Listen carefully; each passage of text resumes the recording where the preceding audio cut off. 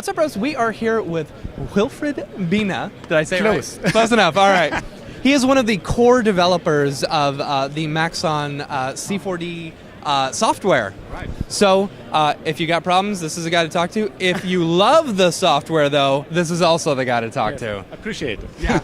So we just had R19 released, Yes. and really exciting stuff. So first of all, I have to say thank you, because of all the work that you guys have done, have put out an incredible product, and it's something that we absolutely love. So I think R19 with this new release is it's a very excellent release, especially with a whole lot of new features. Yes. Is there any one in particular that you're really excited about? There are a lot of, let's say, the amount of features that could be utilized in different areas of the spectrum where we have customers. That's basically my favorite pet. It's not just one piece where you can say it's only useful for, let's say, architects, for example, but it's useful for architects, for motion graphers, for even for people that just do fast visualization or preview stuff. So it's all around the whole cluster of things where you can use cinema. So you've been doing this for how long with Maxon? I think now it's 17th or 18th year. Wow. So you've seen it evolve quite a bit. Oh yes. And what do you think, maybe in the history of the whole Cinema 4D Maxon architecture, what do you think was the biggest advancement that really shot things just to a whole new level? I think it's no question MoGraph basically made. I was hoping you would say that. You have to admit. I mean, there has been always a use in movies and a lot of, even in the early times, visualization, but the MoGraph community with its creative spirit has done so tremendous work and featured cinema in so many interesting areas.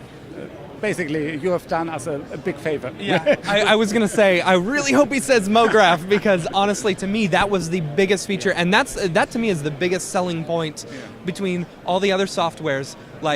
They're trying to catch up because of the MoGraph stuff. So, with the new one, with the newest release, we've seen the introduction of GPU rendering with the ProRenderer, and that's very exciting. Was that a big? Was it kind of hard to wrap you guys' head around, or to kind of get used to? Okay, we're having to move over to a whole kind of core, if that makes sense. What was kind of the development on that? If you can kind of... Yeah, I think there are two things to consider. First of all, it's another renderer for cinema. You have a lot of renderers already available. I think cinema is one of the applications with probably the most renderers at this point in time available.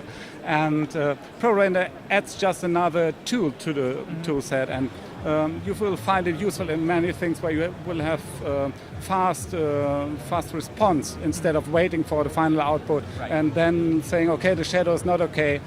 That's the biggest strength.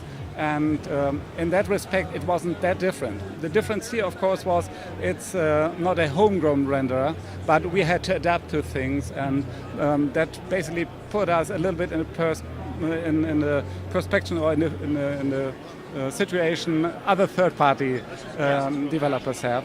But thanks to the great collaboration with AMD, we could bring the product itself forward. I mean, if you compare it, for example, to other implementations of ProRender on other platforms, you will see that it's quite good and very native inside of cinema. That's what I was actually the nativeness of it, I guess, being able to use a standard Cinema 4D texture versus other render engines where you have to use their specific materials, their specific lights. Being able to use it natively is, I think, a big plus with this. So. Anyway, thank you so much for taking the time for the interview. Yeah, you're welcome. Stick around for more interviews from the Siggraph floor 2017, ProRender and Design. Thank you. Yes.